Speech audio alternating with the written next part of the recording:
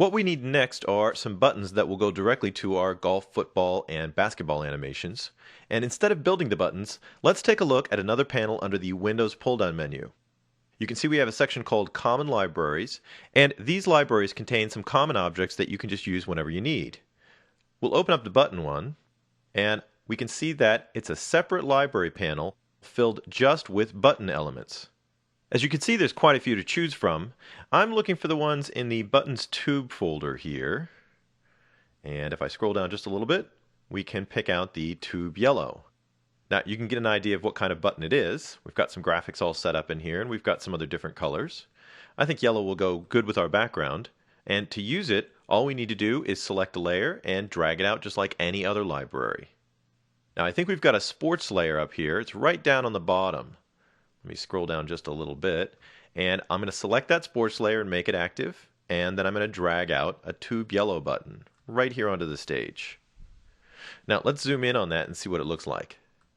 I'll go up to about 200%, and if I get my library panel out of the way, I'm just going to dock it right back in with the other tool sets, and there we can get a really good look at our button.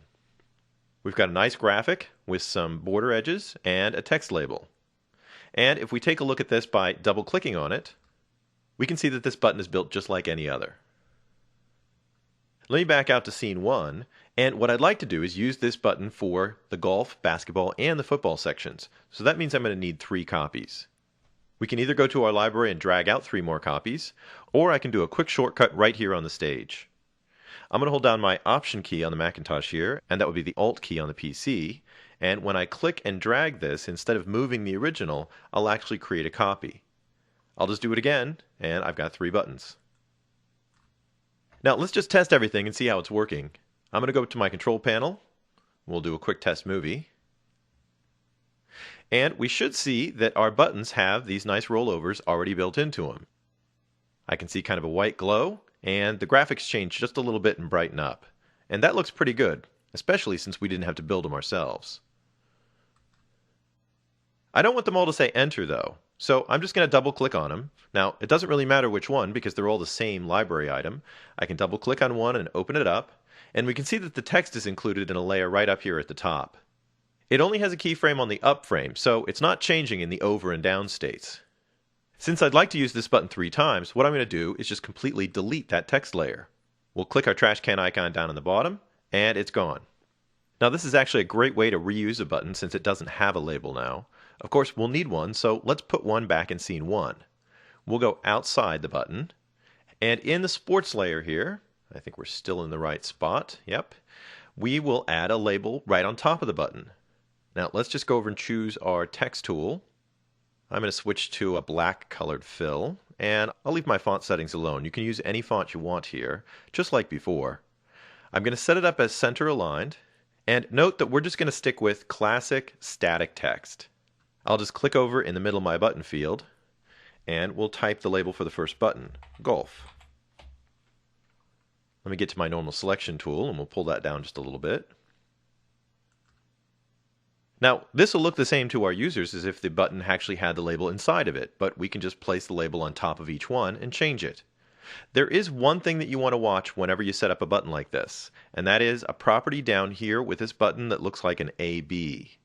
This button allows your text to be selectable. Now, that's actually good if you want your user to select a block of text and copy it or paste it someplace. But for a button, we don't want that interfering with the button behavior and the click. So we'll just make sure that selectable is left off. Now, I need a couple more labels. Why don't we use our Option or Alt drag trick to make copies? I'm going to hold Option down here on the Mac, and of course that would be Alt key on the PC. I'll grab that text we just made, and I'll just drag a copy down and let go, and we've made 1 copy, and let's do it again. Now I can just double click in those fields, select the text, and type in a different label. This one's going to be football.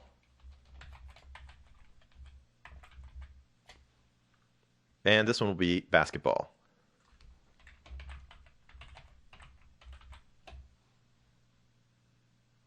Now it looks like my text is a little bit big, so I'm going to select all 3 of them to make sure that we make the same changes.